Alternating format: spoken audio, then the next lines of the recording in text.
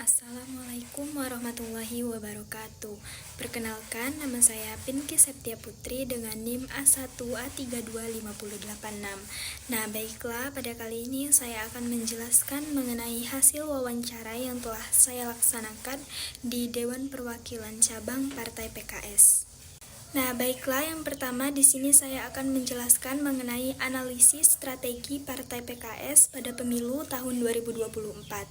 Jadi, strategi di sini yang diterapkan oleh Partai Keadilan Sejahtera atau PKS pada pemilu tahun 2024 dapat saya pahami sebagai upaya untuk mempertahankan eksistensi politik serta menjaga stabilitas perolehan suara di tengah kompetisi politik yang semakin ketat. Meskipun secara kuantitatif terjadi penurunan jumlah kursi legislatif dibandingkan dengan pemilu pada tahun 2019, berbagai strategi yang dilakukan oleh Partai PKS menunjukkan adanya pendekatan yang sistematis dan terstruktur. Nah, strategi pertama yang digunakan oleh Partai PKS yaitu dengan mengoptimalkan pemanfaatan media sosial sebagai instrumen kampanye politik.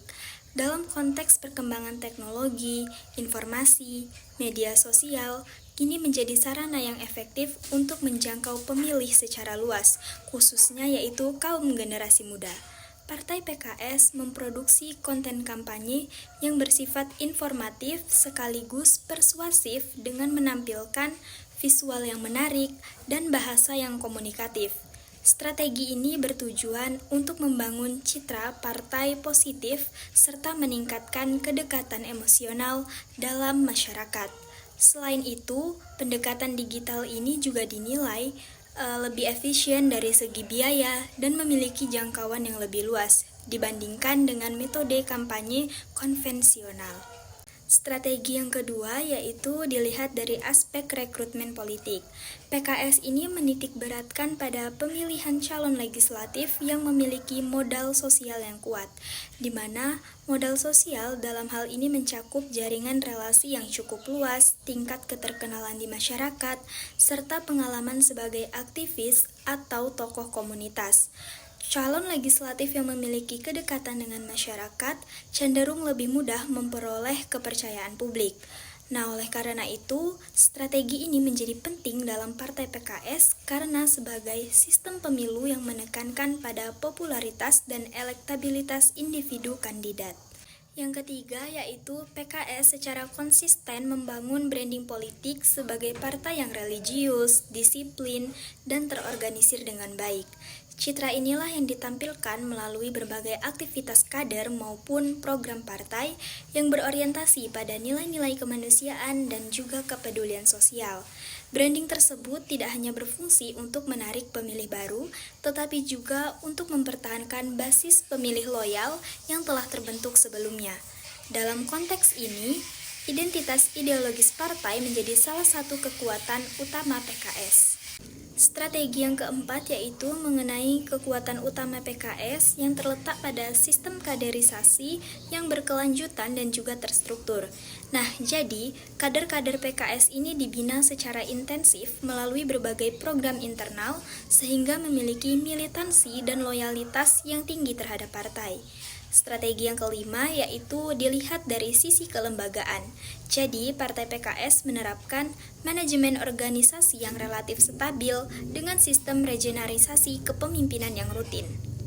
Namun demikian, hasil yang diperoleh menunjukkan bahwa strategi tersebut belum sepenuhnya meningkatkan perolehan kursi yang secara signifikan, sehingga dapat disimpulkan bahwa keberhasilan Partai PKS pada pemilu 2024 lebih bersifat mempertahankan posisi politik daripada mencapai kemenangan yang lebih besar. Selanjutnya, saya akan menjelaskan mengenai proses konsolidasi yang dilakukan oleh Partai PKS dalam menjaga kekompakan dan soliditas menjelang pemilu 2024. Nah, Partai Keadilan Sejahtera atau PKS melaksanakan proses konsolidasi internal secara rutin sebagai upaya menjaga kekompakan dan soliditas organisasi menjelang pemilu 2024. Salah satu bentuk konsolidasi tersebut diwujudkan melalui pertemuan berkala. Pertemuan ini diselenggarakan secara rutin setiap minggu dengan agenda yang terstruktur, seperti evaluasi kinerja organisasi, penyampaian informasi strategis, penguatan ideologi dan nilai-nilai partai, serta koordinasi terkait persiapan menghadapi pemilu. Melalui pertemuan yang berkesinambungan, PKS berupaya memastikan adanya kesamaan visi, peningkatan komunikasi internal, serta penguatan solidaritas antar anggota.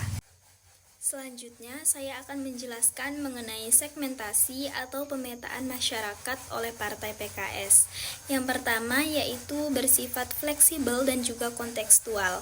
Nah, hal ini disesuaikan dengan karakteristik dan kekuatan masing-masing calon legislatif. Yang kedua yaitu berdasarkan modal sosial kandidat. Nah, jika seorang calon legislatif memiliki jaringan relasi yang kuat, tingkat keterkenalan, serta kedekatannya dengan masyarakat dapat menjadi dasar penentuan segmen.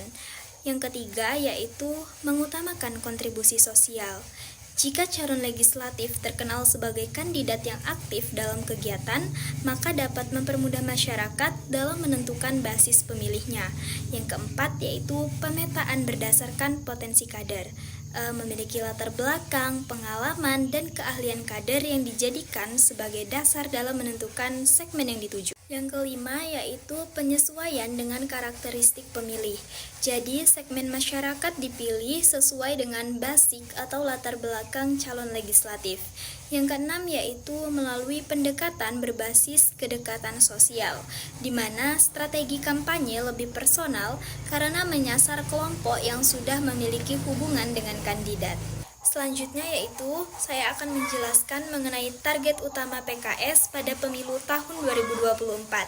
Jadi yang pertama yaitu melalui segmen pemilih muslim yang sadar akan politik, di mana Partai PKS melakukan penyasaran kelompok masyarakat muslim yang memiliki kesadaran terhadap isu-isu politik serta kecenderungan memilih berdasarkan nilai-nilai keagamaan. Yang kedua yaitu kelompok ekonomi menengah ke atas, di mana Partai PKS ini fokus pada masyarakat dengan tingkat pendidikan dan ekonomi yang relatif stabil, yang cenderung rasional dalam menentukan pilihan politik. Yang ketiga yaitu generasi muda atau pemilih pemula dan idealis. Jadi, generasi muda ini menjadi target yang sangat strategis karena memiliki jumlah yang besar dan potensi signifikan dalam mempengaruhi hasil pemilu. Selain itu, Partai PKS juga melakukan strategi pendekatan terhadap target. Nah, yang pertama yaitu melalui penguatan kapasitas kader, di mana kader-kader PKS ini dibekali kemampuan komunikasi politik yang baik, terutama yaitu dalam menyampaikan gagasan secara persuasif dan juga argumentatif. Yang kedua yaitu pendekatan melalui pendidikan politik.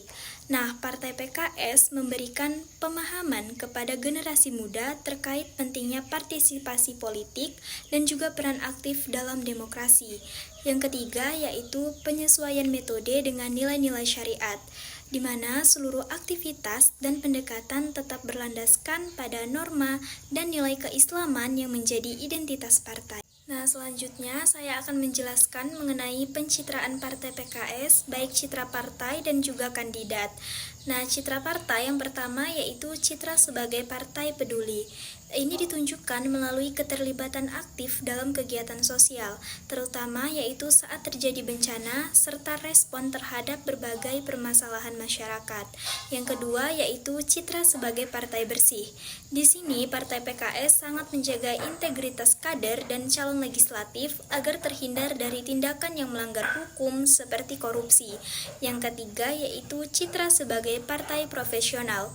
Partai PKS sangat menekankan kedisiplinan, tanggung jawab, serta keaktifan kader dalam menjalankan tugas organisasi dan fungsi legislatif. Yang keempat yaitu identitas sebagai partai dakwah Islam. Seluruh aktivitas politik tetap berlandaskan nilai-nilai keislaman dan juga etika politik. Kemudian yaitu pencitraan terhadap kandidat atau calon legislatif. Yang pertama yaitu dengan memberikan pelatihan dan pembinaan kepada kandidat. Jadi, Partai PKS memberikan training terkait komunikasi politik, strategi pendekatan masyarakat, serta pembentukan karakter. Yang kedua yaitu pendekatan yang persuasif dan juga komunikatif. Jadi, kandidat ini dibekali kemampuan untuk membangun kedekatan dengan masyarakat agar lebih efektif. Yang ketiga yaitu pendampingan oleh partai. Nah, calon legislatif didampingi secara berkelanjutan untuk menjaga konsistensi dengan nilai dan strategi partai. Yang keempat yaitu penekanan pada sikap merangkul masyarakat.